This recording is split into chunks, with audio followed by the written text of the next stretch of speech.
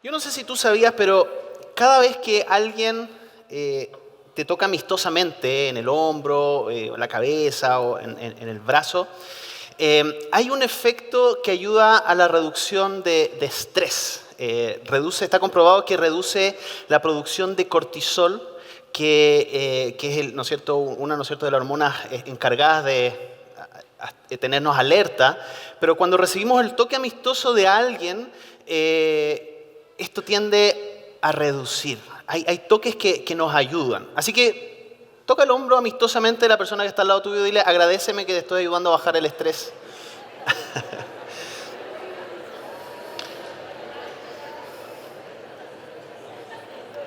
¿Sabes qué interesante que lo distinto que somos? Porque he sabido de primera mano de personas que se quedaron en nuestra iglesia porque alguien les dio un abrazo. Y otras personas que se fueron de nuestra iglesia porque alguien les dio un abrazo. Y así somos diversos, pero la verdad es que el toque nos puede ayudar y transformar. Y hay toques que efectivamente sanan, hay toques que nos ayudan. Y sobre todo hay toques que a veces nos pueden salvar de la vida y de la muerte, literalmente. Yo no sé si ustedes conocen un proyecto que hay con niños, con bebés, en los cuales hay personas que van a abrazar a estos bebés prematuros que muchas veces están abandonados, que no tienen una presencia de padre o de madre visible. Y hay un proyecto, de hecho, que funciona acá en Chile, y si quieres tú puedes anotar este artículo y buscarlo en internet, que dice: estas guaguas están muy solas, que es en la revista Paula del 2014, donde se cuenta un poquito acerca de este proyecto relacionado con el ir a abrazar bebés. Y hay voluntarios que van porque también se ha comprobado de que solamente abrazar a los niños, abrazar a estos bebés, les produce una transformación de vida. Y hay toques que también pueden hacer una transformación, pero sabemos que hay una transformación única que solamente un toque nos puede dar.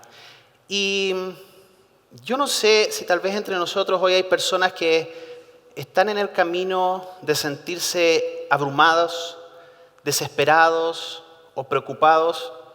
Hoy día hay un mensaje para ti. Pero tal vez también tú eres una persona que ha estado como viviendo un poquito en piloto automático la vida espiritual y quizás vienes de manera seguida a la iglesia, participas o naciste en una familia cristiana, pero sientes de que has entrado como en este promedio de tu vida espiritual. ¿Sabes que también creo que hoy día hay una palabra para ti? Hay un solo toque que nos puede transformar profundamente. Y hoy quiero que justamente leamos en el Evangelio de Marcos una historia. Una historia de dos personas que estaban absorbidas por la desesperación. Y te voy a invitar que puedas buscar en Marcos capítulo 5, versículo 21. No voy a proyectar esta vez los textos ahí, así que los puedes buscar en tu Biblia, en tu aplicación preferida, porque es un pasaje que creo que es probablemente conocido para la mayoría de los que están acá, pero creo que hay aspectos en los cuales Dios nos puede hablar hoy día de maneras nuevas y profundas.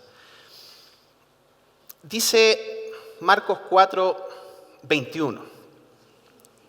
5, bien, están atentos. Después de que Jesús regresó en la barca al otro lado del lago, se reunió alrededor de él una gran multitud, por lo que él se quedó en la orilla. Si ustedes retroceden un poquito en las páginas del Evangelio de Marcos, y sé que no es cierto que en Biblia Café estuvieron estudiando varios pasajes de acá, nos vamos a recordar qué es lo que había hecho Jesús al otro lado de la orilla. Había tenido un encuentro con una persona que necesitaba liberación espiritual. Hay, ¿no es cierto?, todo este proceso es ese otro lado. Y él vuelve, ¿no es cierto?, a este lado específicamente a la zona de Capernaum. Y aquí sucede algo interesante. El ministerio de Jesús estaba creciendo. El ministerio de Jesús en los últimos 2 años había estado creciendo pudiéramos decir, en popularidad. La gente lo conocía, había visto bastante de sus milagros, conocían el nombre ya de Jesús en la zona de Galilea. Y por lo tanto las multitudes comienzan a seguir a Jesús. Y como sabemos, las multitudes a veces pueden tener un carácter bastante molesto, distractor de las cosas que están sucediendo. Aquí dice, ¿no es cierto?, que Jesús regresa y ya, ¿no es cierto?, al regresar, probablemente lo estaban esperando aquí que llegara a la orilla, venía en el bote, ¿no es cierto?, con sus discípulos. Y sucede lo siguiente en el versículo 22. Dice, llegó entonces uno de los jefes de la sinagoga llamado Jairo. Al ver a Jesús, se arrojó a sus pies suplicándole con insistencia: mi hijita se está muriendo. Ven y pon tus manos sobre ella para que se sane y viva. Aquí encontramos la escena a un hombre desesperado. Los que somos padres podemos entender lo que significa ver a un hijo nuestro enfermo, o tal vez, ¿no es cierto?, cuando las cosas se complican más y está en riesgo su vida. Ponte en el lugar de este padre, de Jairo, que viene, ¿no es cierto?, y se encuentra, ¿no es cierto?, con Jesús, lo busca y necesita que Jesús toque a su hija. Y es interesante porque es alguien que está arriesgando mucho en esta petición. Jairo es el encargado de la sinagoga. Específicamente se cree, ¿no es cierto?, que era el encargado de la sinagoga de Capernaum. Y si nosotros retrocedemos un poquito, y ahí sí te voy a pedir que retrocedas conmigo al capítulo 3. Es interesante porque este suceso sucedió también en la sinagoga de Capernaum. Y dice, en otra ocasión entró en la sinagoga y había allí un hombre que tenía la mano paralizada. Algunos que buscaban un motivo para acusar a Jesús no le quitaban la vista de encima para ver si sanaba al enfermo en sábado. Entonces Jesús le dijo al hombre de la mano paralizada: ponte en pie enfrente a todos. Luego dijo a los otros: ¿qué está permitido en sábado? ¿Hacer el bien o hacer el mal? ¿Salvar una vida o matar? Pero ellos permanecieron callados. Jesús se les quedó mirando enojado y entristecido por la dureza de su corazón y le dijo al hombre: extiende la mano. La extendió y la mano le quedó restablecida. Tan pronto como salieron los fariseos, comenzaron a tramar con los herodianos cómo matar a Jesús. No aparece específicamente el nombre de Jairo en ese relato, pero si entendemos que él era el encargado de la sinagoga, probablemente él estaba en esta escena. Y estaba en esta escena de este grupo de personas que estaban buscando cómo pillar a Jesús. Dice, ¿no es cierto?, de que los fariseos, y de hecho el encargado de la sinagoga generalmente era muy cercano a los fariseos, planearon, después de este suceso del hombre con la mano seca que fue sanado, de cómo matarle, de cómo perseguirlo. Entonces es interesante cuando conectamos estos dos pasajes y nos damos cuenta de que este Jairo, el encargado de la sinagoga, es ahora el que debe o tiene la necesidad imperiosa de acudir a Jesús. ¿Qué hubieras hecho tú en el lugar de Jesús? Yo me puse a pensar, yo hubiera dicho, claro, ahora venís, ¿no es cierto? Ahora soy tu amigo. Si hubiera sido un chileno, probablemente algo así. Qué bueno que Jesús no es como nosotros, ¿no es cierto? Porque en los evangelios, todas las personas que se acercaron a Jesús, sin importar su posición social, si eran ricos, si eran pobres, si eran despreciados, Jesús los aceptó. De hecho, es interesante, me acuerdo que Chris Cho siempre lo dice, cuando está Jesús en la escena de la última cena, y dice, uno de ustedes me va a traicionar. Nadie sabía que él lo iba a traicionar. porque él trataba igual a todos sus discípulos. No es como el chiste, ¿no es cierto?, que ahí, seré yo, Señor, ¿no es cierto?, que todos sabían que Judas lo iba a traicionar. No, porque había algo en el trato de Jesús, de su compasión y de su trato igualitario a todas las personas, con dignidad, esa palabra que está tan de moda en nuestros tiempos, que no hacía distinción de personas. Y aquí hay alguien bien posicionado que llega a solicitar con clamor esta intervención de Jesús. Probablemente, y no es cierto, aquí nos dice el texto de que él llegó y se identificó, ¿no es cierto?, que era el jefe de la sinagoga, probablemente llegó con acompañantes. Era una persona con autoridad en el pueblo, era una persona conocida. De hecho, sabemos que su nombre era Jairo. Y él llega, ¿no es cierto?, con su característica de ser encargado a la sinagoga, pero con una necesidad angustiosa, que su hija pequeña, se estaba muriendo. Pero hay algo que sucede en el camino. Vamos y volvamos nuevamente al 5:24.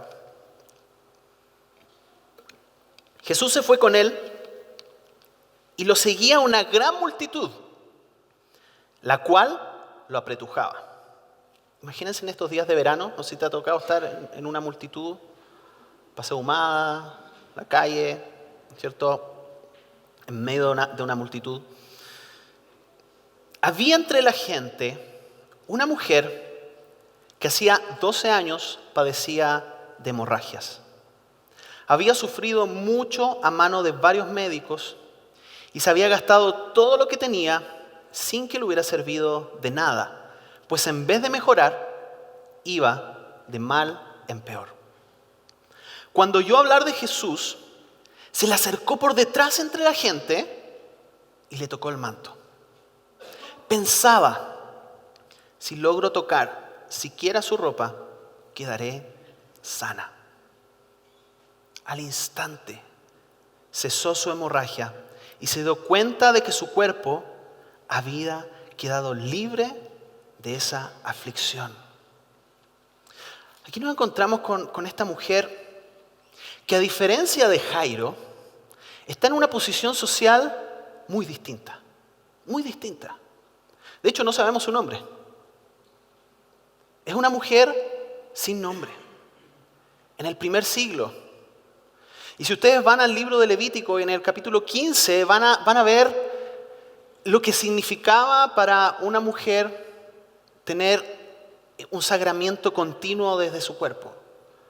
Era discriminada ritualmente, no podía entrar al templo, no podía relacionarse con nadie porque cualquiera que la tocara quedaba inmediatamente también contaminado. Cualquier cosa que ella tocara, si es que se sentaba en una silla, esa silla era considerada impura. Todo esto en este parámetro de la purificación del viejo pacto. Y esta mujer, ¿no es cierto?, que ha sufrido por 12 años, es realmente una intocable. Nos encontramos entonces en la primera cena con Jairo, que viene a los pies de Jesús, que tiene contactos sociales, que tiene autoridad, que probablemente tiene una posición económica mejor, se acerca a Jesús con esta necesidad y Jesús no lo rechaza. ¿Estás tal vez hoy día buscando el toque de Jesús para alguien que amas? ¿Un hijo? ¿Tu marido, tu pareja? Tal vez te identificas con Jairo. El toque de Jesús es el toque que restaura. Porque nos vamos a encontrar con esta otra escena de esta mujer que se acerca en silencio, sin contacto social, sin amigos, sin pitutos, sin conocidos, ¿no es cierto?, entre los discípulos que le puedan facilitar el acceso a Jesús. de hecho discriminada y probablemente sí era conocida en el pueblo, ya todos sabían quién era esta mujer que hace 12 años estaba con hemorragia. Se acerca a Jesús y por algo se acerca por detrás. Probablemente no quiere que la vean. Sabe que se está arriesgando al tocar la ropa o intentar tocar algo de un maestro que está enseñando. Tenía miedo, pero a la vez tenía una fe osada. Es interesante porque la palabra original, este verbo de tocar, quiere decir más como querer agarrar, querer sostener, querer lograr algo. Y eso es lo que hace esta mujer. Está tan desesperada que decide hacer tal vez lo que podríamos considerar su última acción para lograr esta sanidad que ella requería. Te pregunto, ¿estás desesperado o desesperada hoy por una restauración de parte del Señor? ¿Estás desesperado tal vez luchando con una adicción? ¿Estás desesperado luchando con una enfermedad, con un dolor? El toque de Jesús es el toque que restaura. Pero ¿sabes qué? También hay otro grupo. Y voy a seguir leyendo este relato y nos vamos a dar cuenta. Dice, al momento, versículo 30, al momento también Jesús se dio cuenta de que de él había salido poder. Así que se volvió hacia la gente y le preguntó. Para mí, yo no sé para ti, pero para mí este es uno de los relatos más misteriosos que encuentro en el Evangelio. ¿Cómo es eso? Y creo que cuando llegue al cielo, probablemente una de las primeras preguntas que le voy a hacer, ¿cómo Señor? ¿Cómo sentiste esto? ¿Quién me ha tocado la ropa? Y los discípulos, divertidos, ¿no es cierto? Dicen, ¿ves que te apretuja la gente? Le contestaron sus discípulos. Y aún así preguntas, ¿quién me ha tocado? Pero Jesús seguía mirando a su alrededor para ver quién lo había hecho. La mujer, sabiendo lo que le había sucedido, ponte en el lugar de la mujer. Te metiste a escondidas. No querías que nadie te viera. Los que son más tímidos probablemente entienden esto, ¿no es cierto? Querías pasar piola. Pasas piola, pero a alguien se te ocurre que te pongas de pie y te presentes, o el día de la universidad y que digas tu nombre y tú, trágame tierra. Esta mujer estaba ahí en silencio, no quería que nadie la descubriera, pero el maestro se da cuenta y empieza a buscar.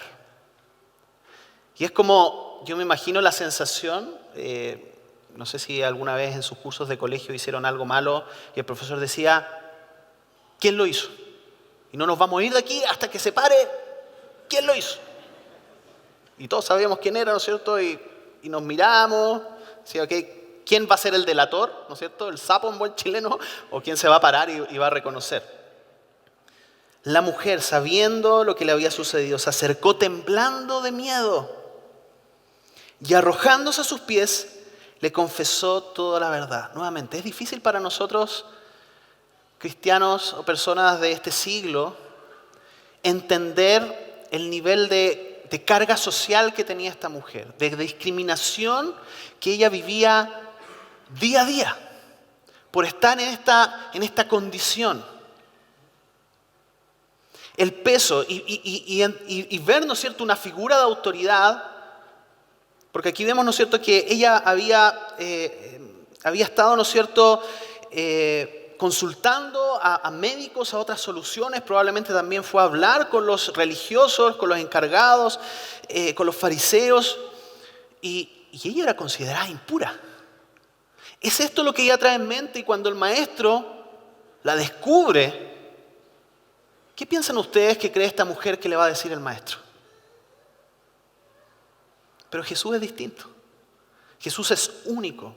Y Jesús rompe el molde religioso para acercarse a la gente.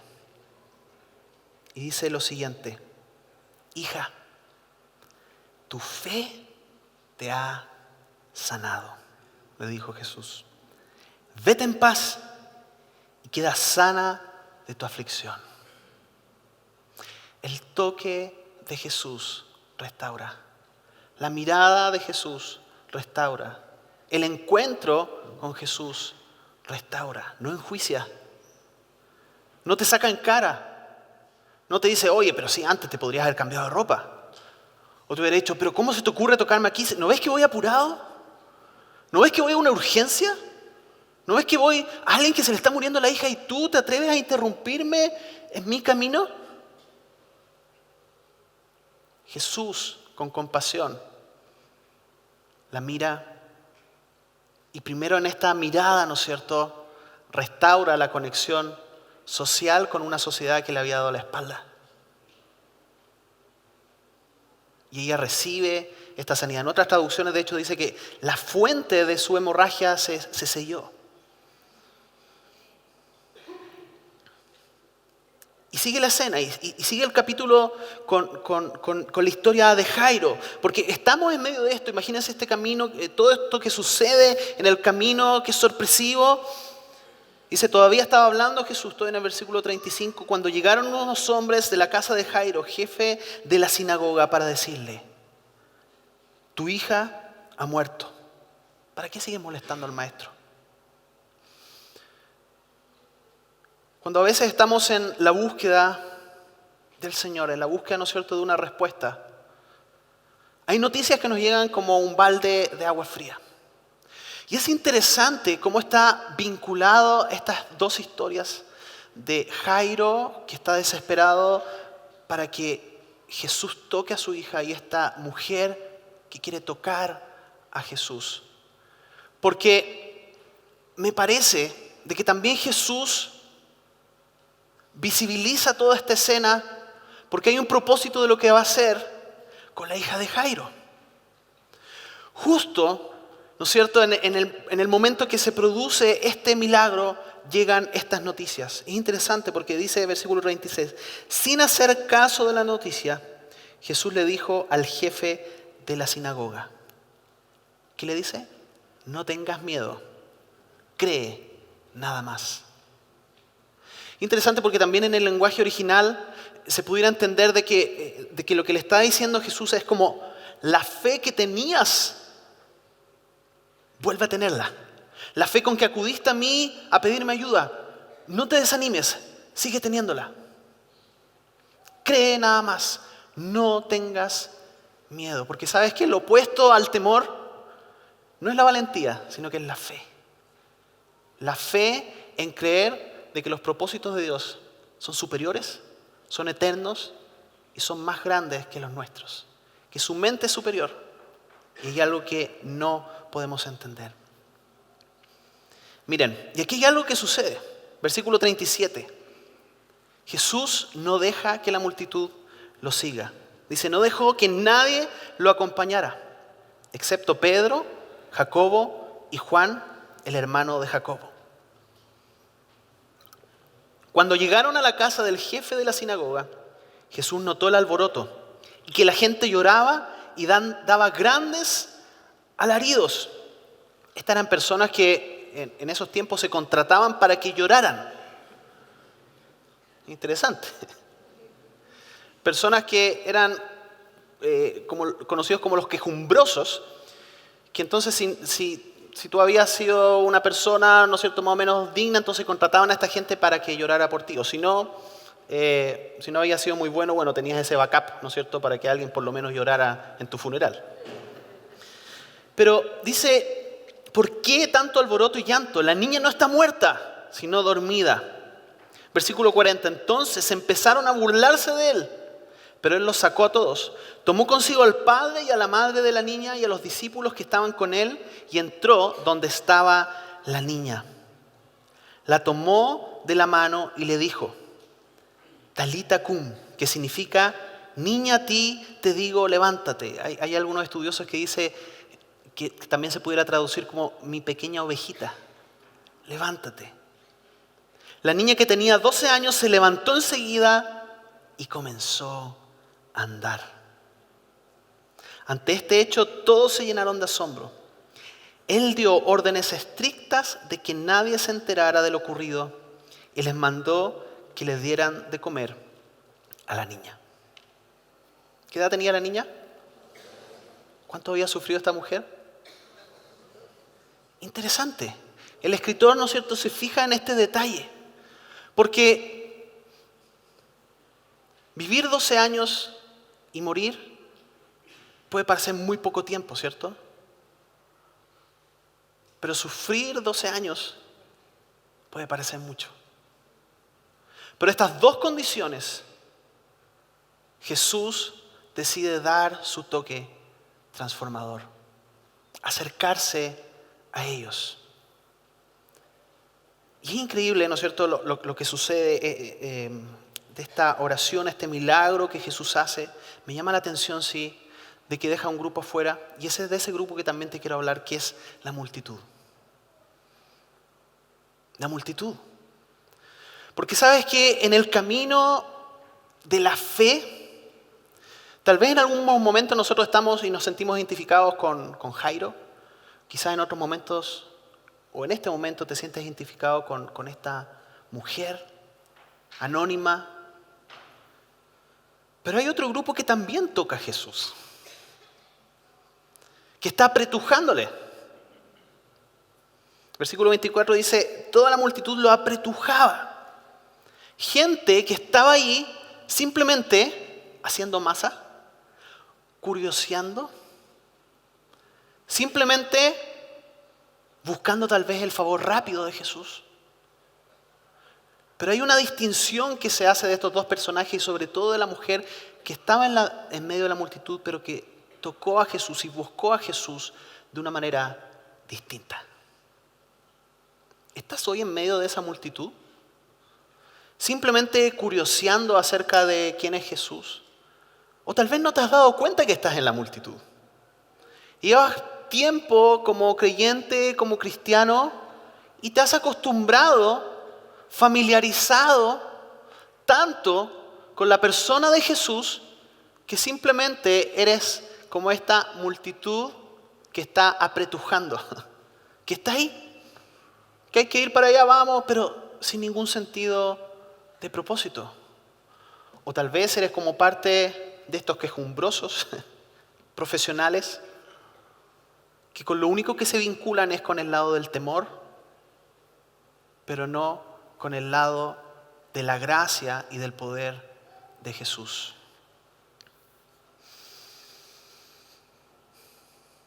Si estás ahí en la multitud, hoy día la invitación es que puedas salir de ahí y que puedas encontrarte nuevamente con el toque del Maestro,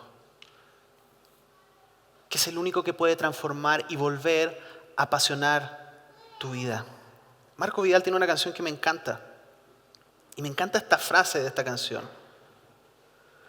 Y espero que sea la frase que acompañe a todos los que llevamos un tiempo como cristianos, que dice: no quiero ser de los 5,000 que disfrutan del milagro. Prefiero ser de los 12 que recogen los pedazos y pasar la noche en vela, juntos sobre un mar de seda, conversar con el Maestro hasta el alba. Hace algunos días me encontré con un, podríamos decir que es como una especie de diario de vida que tenía hace un tiempo atrás yo. No soy muy bueno para los diarios. Siempre comienzo en enero diciendo, este año voy a escribir más, lo que me pase y todo. Y reviso esos diarios y llegan así como mediados de marzo, abril, ¿ya? Y después vuelvo a escribir como en agosto. No soy muy constante en eso, me encantaría. Tal vez aquí hay algunos, yo sé que hay algunos que tienen esta disciplina de escribir, tener como un diario espiritual o de vida de lo que les va pasando y todo. Es una súper buena disciplina. Pero volví a este diario y encontré algunas cosas que había escrito ahí como por lo menos hace 20 años atrás.